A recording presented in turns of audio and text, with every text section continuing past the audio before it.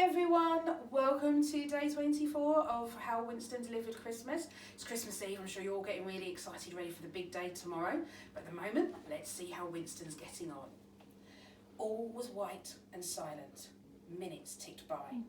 Eventually, Winston managed to open his eyes and a great buzzing and ringing sounded in his ears.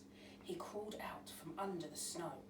Winston had no idea where he was or even how far he'd travelled from Fortescue's. "What am I going to do now?" he whispered to himself. Everything seemed hopeless. The letter, Christmas, finding somewhere safe and warm for himself out of the storm. He stood as best as he could in the wind and looked all around. He felt utterly lost and completely alone. Across the great expanse of the rooftop where he had crash-landed, someone was moving about. He glimpsed a blur of red. He realised that this could be his only hope of getting down from this roof to safety. The snow whirled and the figure disappeared into the whiteness. Where did he go? Winston wondered. He was so tired and achy now, he could barely stand. The figure in red swam into view. He looked again, trying to make out what it was. He gasped. He couldn't be. "Wait!" cried Winston. "Wait!" But his squeaks were snatched away by the wind. He'd have to give chase, he thought, so he pitter-pattered across the roof as fast as his tiny feet could carry him, waving the envelope above his head. The snow was coming thick and fast.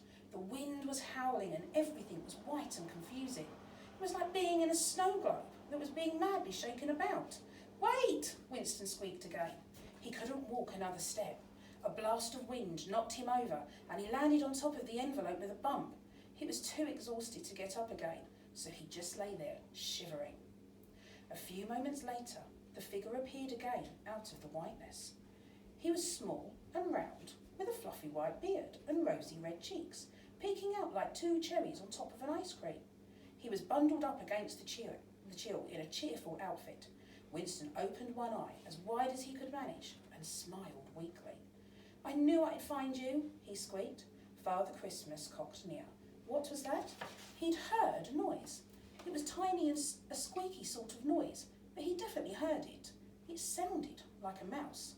But what on earth would a mouse be doing up on a roof in this awful weather?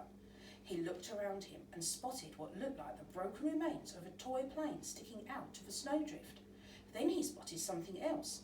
Lying on the ground, almost completely covered in snow, was the tiniest mouse he'd ever seen, and he seemed to be holding on to something very tightly. Father Christmas gently picked Winston up and carefully placed him in his pocket for warmth. Then he looked with interest at the damp and crumpled piece of paper the little creature had been holding. It was an envelope, and it was addressed to him, and inside a letter from Oliver, the little boy who lives above the toy shop on Mistletoe Street. Father Christmas scratched his head for a moment. He hadn't heard from Oliver this year. He thought maybe the boy had grown too old and had stopped believing. But now he had his letter in his hand. Had he got lost in the post? Could that tiny little creature have been trying to deliver it? Surely not on a fearful night like this. It seemed unbelievable. Yet here was a mouse on the roof, holding a letter in his little paws. "Extraordinary," said Father Christmas, shaking his head in amazement. He tucked Oliver's letter into his jacket for safety and carefully reached into his pocket. Winston had found a spare glove in there and had curled up inside it to keep warm, so Father Christmas picked him up, glove and all, and looked at him. "And what about you?" he said quietly as he stroked Winston's head. "What would a brave little thing like you wish for at Christmas?" Winston didn't say anything. He was fast asleep. He just snuggled deeper into his warm makeshift sleeping bag and snored loudly. "I see," said Father Christmas, and his eyes twinkled magically. He looked up at the sky. The wind had stopped howling and the blizzard had calmed, so the snow was once again falling lazily on the city. "I think I've got one extra little delivery to make before morning," he said, and he put Winston carefully back in his pocket, climbed into his sleigh, and with a flick of the reins took off over the rooftops and up into the sky. And there we end today, so tune in tomorrow on Christmas Day to find out where Santa's going.